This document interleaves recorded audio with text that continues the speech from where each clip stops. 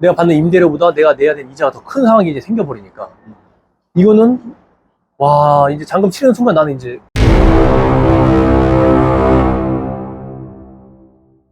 안녕하세요. 오늘은 제가 구로 디지털 다녀왔습니다. 구로 디지털 다녀온 이유는 저희가 새로운 컨텐츠를 지금 시작하게 됐거든요. 꼬꼬푸라고 꼬리에 꼬리를 무는 부동산 이야기에 대해서 찍어보려고 해요.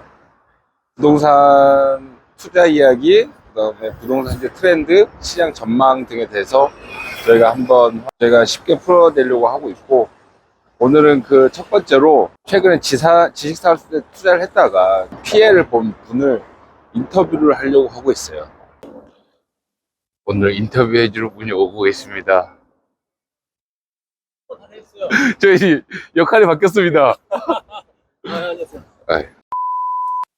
네, 안녕하세요. 저는 로아트 마케팅에서 유튜브하고 블로그 마케팅 대행사를 하고 있는 윤PD라고 합니다. 네, 저는 지금 로아트 마케팅 회사에서 유튜브를 운영하고 있고요. 그리고 마케팅 대행사를 같이 운영하면서 많은 자영업자분들에게 마케팅 홍보를 도와드리고 있는 윤PD라고 하고요. 제가 주로 하는 역할은 유튜브 PD로서 영상을 기획하고 촬영하고 편집하고 그러니까 올인원으로 고객님들이 원하시는 영상을 제작해드리는 일을 하고 있습니다.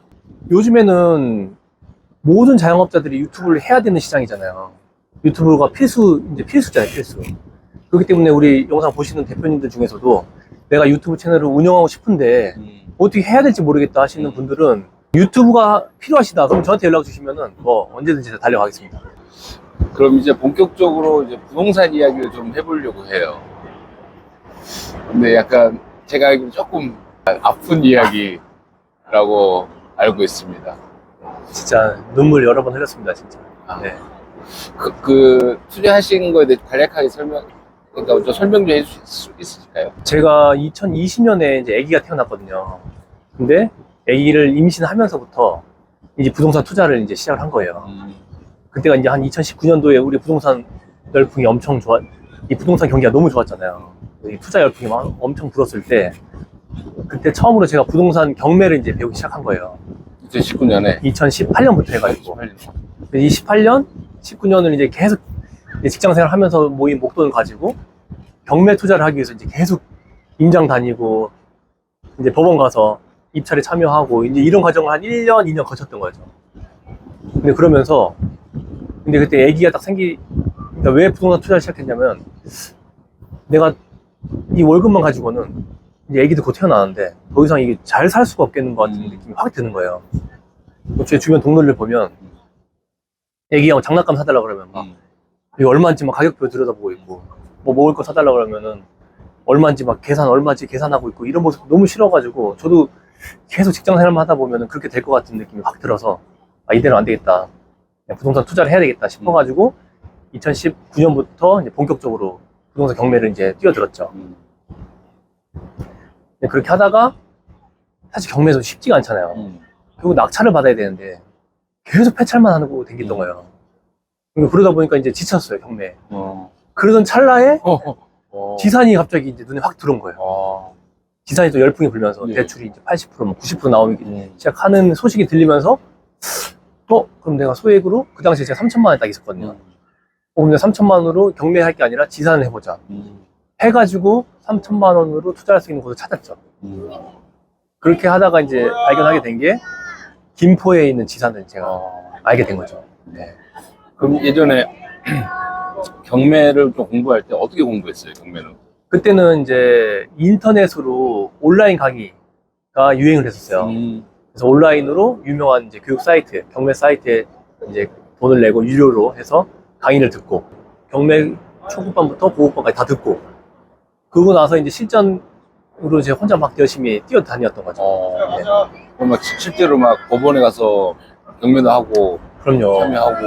그때 직장생활 하면서 평일에는 직장생활 하고 나머지 시간에 경매 공부하고 물건 찾고, 그다음 주말에 임장 다니고, 그다음에 이제 입찰 참여할 물건이 생겼다 그러면 이제 평일에 반차 내던지 아니면 뭐 연차 내던지 해가지고 직접 가서 이제 뭐 경기도, 강원도 이런 데 돌아다니면서 이제 입찰 참여하고 계속 그랬었어요. 그럼 얼마나 하신 거예요? 근데 거의 한 2년 정도 했죠. 2년 정도 했는데 실제 낙찰을 한 번도 못 받았죠. 아, 맨날 폐차라고 이제 2등하고 3등하고. 아, 근데 그때 느꼈던 거는 이 정도 금액을 쓰면 내가 1등이 돼서 낙찰될 건 같은데 그 금액을 써도 수익이 안 나올 것 같은 거예요. 근데 그 수익이 안 나올 것 같은 금액으로 낙찰을 받아가시는 분들이 계시더라고요. 그러니까 제가 이제 어느 순간 아 이거는 안 되겠다. 이거 해서 수익도 안 나겠다. 이런 걸 느끼게 되는 순간이 왔죠. 네. 그래서 이제 부동산 경매를 관심을 좀 접고 갑자기 지산으로 턴을 하게 됐죠. 그러면 딱 지산은 그때 한때 엄청 광풍이었잖아요. 그때가 개나 소나 다 지산에 뛰어들었죠. 진짜. 저처럼 조금만 돈만 있으면 대출만 90% 나와버리니까 그냥 묻지도 않고 따지지도 않고 그냥 지산에 그냥 다 가서 계약하고 해버리고.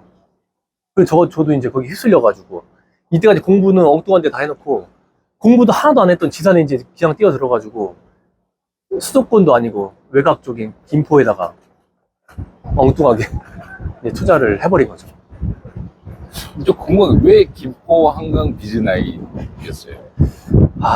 그러니까 제가 아파트나 상가 위주로 공부를 하다 보니까 이 지산이라는 것도 아파트처럼 생각을 했어요.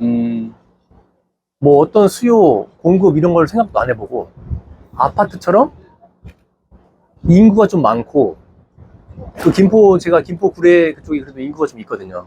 그 다음에 앞에 구례역에는 여기 가까웠고 교통이 좀 뭐 나름 편리하다고 생각이 들어가지고 그 외적인 거는 아무것도 고려하지 않고 그냥 아파트 단지 앞에 있고 분명히 뭐 여기는 아파트처럼 금액이 오를 것이다라는 그런 막연한 생각, 아무 공부가 돼 있지 않았어요. 진짜 지산에 대해서는 그냥 내 투자금이 적었고 이 돈으로 할 수 있었고 그 다음에 서울 시내에 사기에는 돈이 부족했고 그러다 보니 이제 경기권 또 찾다 보니까 그 중에서 김포가 제 투자금으로 좀 투자할 수 있었던 곳이었고 아주 정말 단순한 이유였죠. 네, 김포가 그 당시에 또 아파트 값도 조금씩 올라가고 있었고 뭐 그냥 내가 갖고 있는 3천만 원으로 그 계약금 10%를 낼 수 있는 곳을 찾아서 그곳이 김포에 있었고 그래서 바로 달려가서 위치만 보고 이곳에 괜찮네? 입지가 뭐 괜찮아 보이는 아파트 바로 앞에 있네? 주변에 아파트 단지가 있네? 이런 입지가 그냥 아파트처럼 생각하고 바로 그냥 들어간 거였는데 뭐 이 앞에 뭐 산업단지가 있는지 뭐 어쩐지 공단이 형성되어 있는지 이런 것들도 미처 다 파악도 하진 않았고 그 다음에 그 주변에 또 어떤 지산들이 더 들어오고 있는지 이런 것도 파악하지도 않았고 그냥 급해가지고요. 너무 급했어요. 그때 내가 더 늦으면은 아무것도 못할 것 같아요. 그 급박한 마음이 있었잖아요. 막 조급함. 이 조급함만 가지고 바로 그냥 가서 계약금 넣고. 근데 그때 진짜 완전 광풍이었잖아요. 주변에도 많이 투자하셨죠? 엄청 투자했죠. 주변 사람들도, 주변 분들도. 제가 그때 경매 공부를 했다고 그랬잖아요. 그때 이제 경매를 공부하시던 분들과 단톡방이 있었어요. 그 중에 8명밖에 안 돼요. 그 중에 3분이 지산을 샀어요. 그 정도로. 저도 그 단톡방에서 소식 듣고 달려가서 임장을 했던 거고.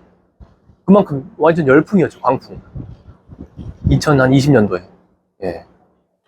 그러다가 2021년, 22년 분위기가 살살 슬슬 안 좋아지기 시작했죠. 그때부터 이제 아파트부터 경기가 아파트의 부동산부터 이제 점점점 꺾이기 시작하면서 금리 오르면서 제가 지산 계약했을 때만 해도 뭐 한 2% 3%대였었던 걸로 기억하는데 갑자기 금리가 뭐 배로 뛰어버리니까 이제 수익률이 안 나오는 게 뻔히 보이고 그 다음에 지산의 수요는 점점 줄고 있는데 오히려 공급은 막 이제 많아질 때가 너무 많아졌고 그런 상황이 되니까 이제 위기감이 준공 나기 전부터 이제 위기감이 막 오기 시작했죠. 왜냐면 이제 준공 날 때부터 잔금 치를 때부터 대출이 이제 나가지. 당연히 임대 수요 당연히 임차가 안 맞춰질 걸 예상이 되고 있지. 그리고 임차가 맞춰지더라도 임대료가 낮을 거고. 그러니까 오히려 계산을 해봤더니 내가 받는 임대료보다 내가 내야 되는 이자가 더 큰 상황이 이제 생겨버리니까 이거는 와 이제 잔금 치르는 순간 나는 이제 완전 힘들어지겠구나, 골로 가겠구나 이런 생각들이 이제 불안감들이 밀려오기 시작했어요.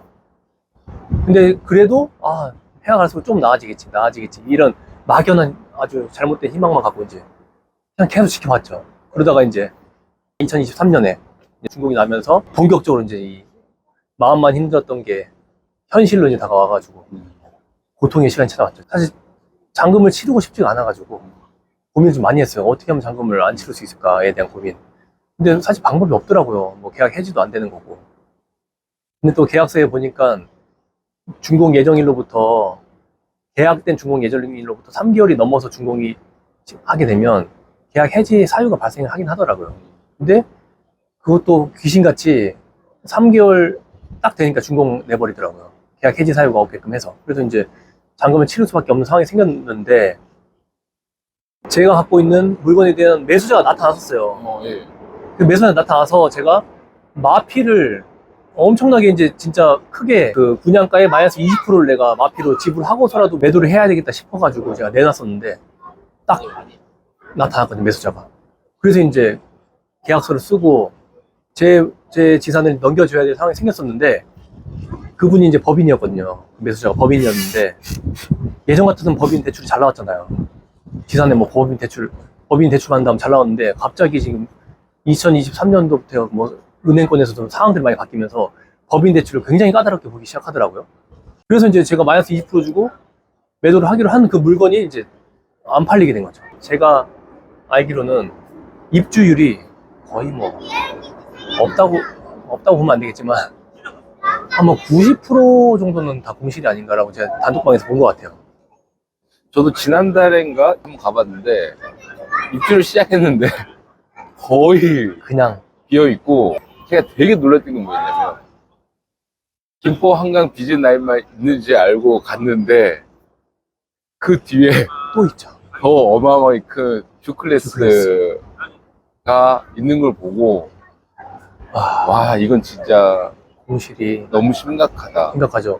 공급이 너무 많죠. 예. 너무 많고 그리고 제가 보니까 그 뭐 입주한 곳들은 거의 실입주자들 자기가 자기 회사로 쓰는 분들만 입주를 하지 나머지 투자자들은 이제 전부 다 그냥 계속 대출이자만 내고 있는 상황인 거죠. 관리비에 대출이자에 지금 뭐 이런 분들이 엄청 많죠 지금. 네.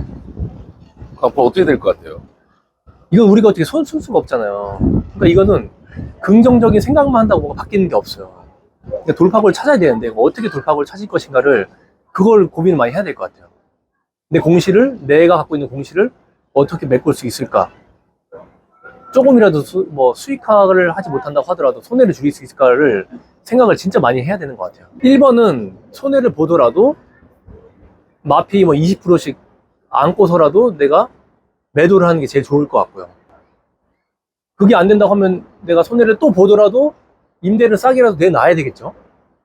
근데 사실 그 1번, 2번 아니면 답이 없잖아요. 그럼 그 다음은 잔금을 치른 이후에 뭔가 그곳을 공간을 활용할 수 있는 뭐 사업을 하든지 우리 공간 임대업을 하든지 뭐 그런 진짜 제가 오늘 이 인터뷰하기 전까지 이제 몇 개월 정도는 지금 잊고 있었거든요. 잊고 싶은 거죠, 이 존재를. 그래야 스트레스를 안 받으니까. 이렇게 또 얘기를 하면서 사실 제가 우리 대표님 전에 찾아뵀던 것도 뭐 촬영에 인연도 있었지만 제가 이 공실을 해결하기 위해서 이 공유 창고라는 거를 하려고 했었거든요. 관심이 생겼고 이거밖에 방법이 없을 것 같아서. 근데 그때 이제 매수자가 있어가지고 이제 그분한테 계약서 쓰는 바람에 이제 못하게 되긴 했었지만은 뭐 우리 IM박스처럼 뭐 공유 창고라든지 창고 임대업 이런 것들도 사실 여건만 된다면 리스크를 줄이는데 분명히 도움 될 것 같거든요, 저는. 예. 저도 그걸 관심이 있었고, 예. 관심이 있고, 예. 더 길게 이야기하는 건 좀 죄송해가지고 그럼 마지막으로 한마디만 해주시고 이렇게 마무리할까요? 사실 진짜 많은 분들이 힘들어 하실 거거든요. 저도 힘들고 제 주변 지인들도 힘들어 하시고 결국 이 상황을 지나갈 때까지 버티는 것밖에는 방법이 없을 것 같은데 버티는 게 쉽지 않고 참 정말 저도 힘들지만 많이 힘들어 하시는 분들 정말 참 어떻게 위로의 말씀 드릴지 모르겠지만 이 화이팅이라는 말도 안 나오는 것 같아요. 예. 또 다른 방법이 있다고 하면은 공유 창고 임대업이나 이런 것처럼 좀 재투자를 해서 또 다른 수익을 만들어내는 것도 좋은 방법이 될 것 같기도 하고. 인터뷰에 응해주셔서 너무너무 감사드리고 지금 유튜브 네. 마케팅 컨설팅 하고 있으니까 네. 새롭게 이렇게 유튜브를 시작하려고 하거나 하신 분들은 뭐 블로그라든지 인스타라든지 이런 거 다양하게 투자를 해야 되는 게 요즘 자영업의 현실이거든요. 그래서 뭐 유튜브뿐만 아니라도 저 마케팅에 대해서 궁금하신 분들이 있다고 하면 뭐 언제든지 남겨드린 연락처로 연락 주시면은 제가 도움을 드리도록 하겠습니다. 오늘 인터뷰에 응해 주셔서 감사합니다. 감사합니다. 감사합니다.